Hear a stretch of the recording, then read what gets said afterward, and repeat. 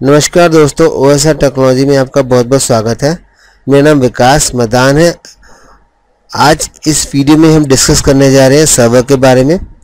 दोस्तों, सर्वर सुनते ही आपको कोई ना कोई वाक़या याद आ गया होगा जब आपने कभी रियल लाइफ में सुना होगा कि सर्वर काम नहीं कर रहा है, हम आपको अपडेट नहीं कर सकते। आपको याद है आपने ऐसा कुछ कहाँ सुना होगा? या फिर आपने बैंक में सुना हो कि सर्वर काम नहीं कर रहा, इसलिए बैंक कभी थोड़ी देर के लिए बंद रहेगा। या फिर आपने कॉल सेंटर पे सुना हो, आप कॉल करते हैं किसी कॉलर को, वो बोलता है कि सर हम आपको अभी अपडेट नहीं दे सकते क्योंकि हमारा सर्वर डाउन है। कभी कोई रिचार्ज कराने गए हो, वहाँ पे बोले कि अभी आपका रिचार्ज मैसेज नहीं आएगा क्योंकि सर्वर वहाँ पर सर्वर डाउन है। तो दोस्तों, सर्वर है क्या बेसिकली? क्या ये एक ही सर्वर है जो सब जगह आप सुन रहे हैं? नहीं, बिल्कुल नहीं। ये जो सर्वर डिवाइस है ये हर कंपनी की अलग अलग होती है।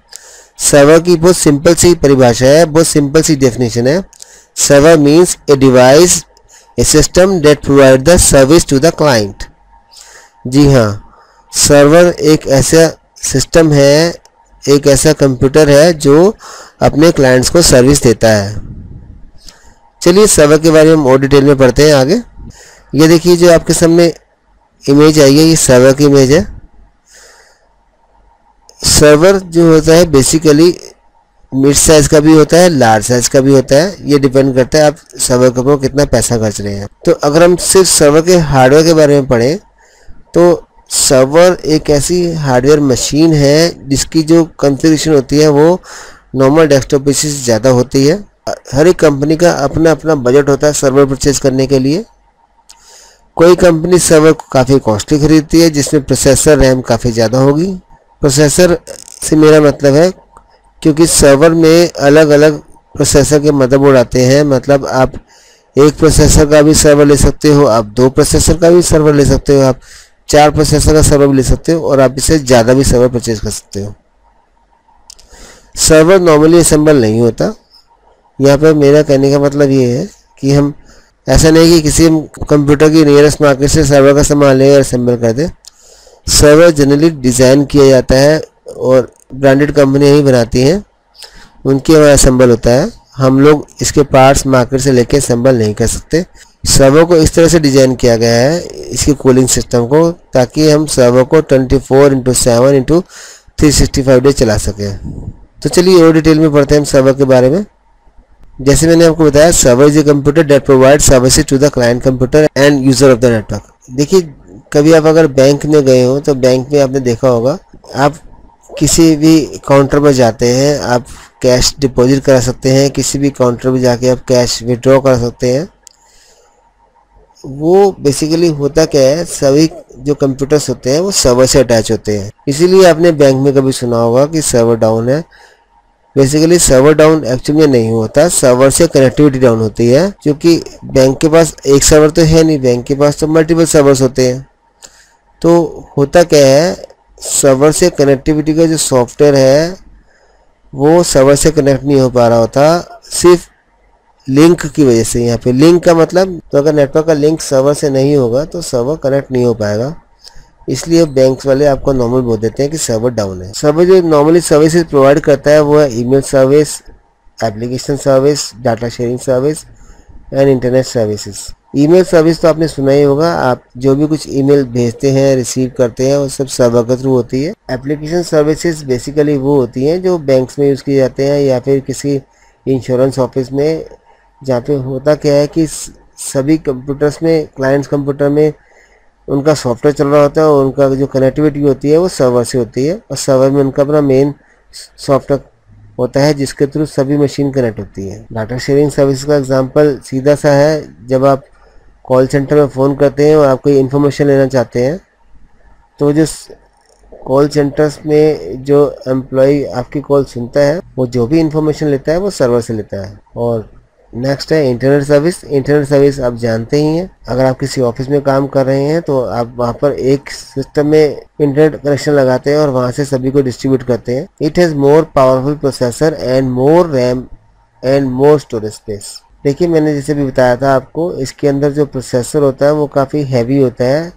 As compare to desktop. यानी डेस्कटॉप के अंदर जो प्रोसेसर लगा होता है वो सिंगल यूज़र की तरह सपोर्ट करता है, और जो सर्वर में प्रोसेसर लगा होता है वो ऐसा प्रोसेसर होता है जो हैवी ड्यूटी होता है, और उसको इस तरह से डिज़ाइन किया होता है कि वो कई सारे यूज़र्स की क्वेरी सेम टाइम पे हैंडल कर सकता है। नॉर्मली सर्वर का जो प्रोसेसर यूज़ होता है वो है Xeon प्रोसेसर, जो कि इंटेल बेस्ड है, और या फिर एटेनियम बेस्ड प्रोसेसर होता है, वो भी इंटेल का ही बनाया हुआ है। तो इसके अंदर रैम भी ज़्यादा होती है। इसके अंदर मदरबोर्ड ऐसा डिज़ाइन किया होता है जिसके अंदर आप 2 या 4 या 8 प्रोसेसर आप लगा सकते हैं, और इससे ज़्यादा भी हो सकते हैं, और रैम स्लॉट भी अकॉर्डिंगली ज़्यादा ही होते हैं। स्टोरेज स्पेस का मतलब उसके हार्ड डिस्क स्पेस से है कि हम सर्वर के ऊपर कितना डाटा रख सकते हैं। जैसे मैंने बताया, सर्वर सर्विस प्रोवाइड करता है, तो ये स्टोरेज सर्विस भी प्रोवाइड करता है। स्टोरेज सर्विस का मतलब ये है कि यूज़र अपना डाटा सर्वर पे स्टोर कर सकते हैं। Server available with 1 processor, 2 processor and 4 processor. मैंने अभी भी आपको बताया सर्वर अलग अलग प्रोसेसर सपोर्ट करता है। Cost of server is very high as compare to desktop and laptop. Natural सी बात है, इसकी कॉस्ट जरूर हाई होगी, क्योंकि जो है इसके अंदर रैम प्रोसेसर हाई कॉन्फ़िगरेशन के होते हैं, तो अपने आप इसकी कॉस्ट बढ़ भी जाएगी। और ये कॉस्ट डिपेंड करती है, स्टार्टिंग लेवल का अगर सर्वर होगा तो कॉस्ट कम होगी, अगर हाई एंड सर्वर होगा तो कॉस्ट डेफिनेटली ज़्यादा होगी, क्योंकि उसके अंदर रैम और प्रोसेसर की वॉल्यूम ज़्यादा होगा। It support multi user simultaneously. इसका मतलब ये है कई सारे यूज़र सेम टाइम पे कनेक्ट होते हैं और वो सभी को सॉल्व कर सकता है। जबकि हम डेस्कटॉप सिस्टम की बात करें तो डेस्कटॉप सिस्टम के अंदर इतनी रैम नहीं होती है, इतना प्रोसेसर उसका इतना अच्छा नहीं होता कि मल्टी यूज़र सपोर्ट कर सके। Network operating systems are installed on server. दोस्तों, सर्वर के ऊपर जो ऑपरेटिंग सिस्टम होता है वो अलग होता है, चाहे वो विंडोज़ का है चाहे वो लाइनस का हो। तो कहने का मतलब ये है, इसके सर्वर के ऊपर उनका अपना नेटवर्क ओएस होता है।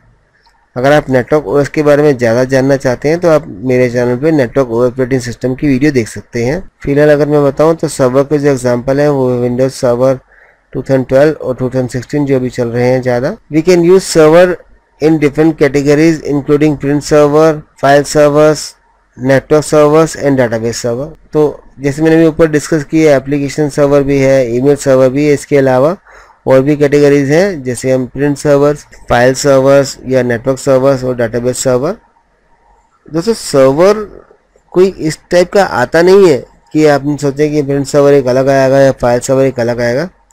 सर्वर के ऊपर जो हम सॉफ्टवेयर डालते हैं, जो हम नेटवर्क ओएस डालते हैं, उसके अंदर ऐसे कुछ रोल्स होते हैं जिसको हम ऐड करके सर्वर को वैसा बना सकते हैं। जैसे मान लीजिए अगर हम किसी सर्वर पर प्रिंट सर्वर का काम कराना चाहते हैं तो हमें प्रिंट सर्वर का रोल ऐड करना पड़ेगा। अगर किसी सर्वर पर हम फाइल सर्वर का डाटा स्टोर करना चाहते हैं, उस सर्वर पर फाइल सर्वर का रोल ऐड करते हैं। All the companies and banks maintain their own servers and network operating system as per requirement. जैसे मैंने भी बताया, तो कंपनी के अंदर अपना अपना बजट के हिसाब से उनका अपना अपना सर्वर होता है। सर्वर की स्टार्टिंग रेंज भी हो सकती है और हाई एंड सर्वर भी हो सकता है। ये डिपेंड करता है कंपनी के अंदर यूज़र कितने हैं और कंपनी के अंदर कंप्यूटर्स कितने कनेक्टेड हैं सर्वर के साथ सेम टाइम पे। Typical servers are database server, file server, mail server, print server, web server, game servers and application servers. दोस्तों, उम्मीद करता हूँ यह वीडियो आपको पसंद आया होगा। अगर पसंद आया तो ज़रूर लाइक करें, और अगर अभी तक आपने सब्सक्राइब नहीं किया है तो सब्सक्राइब करना बिल्कुल भी ना भूलें। Thank you.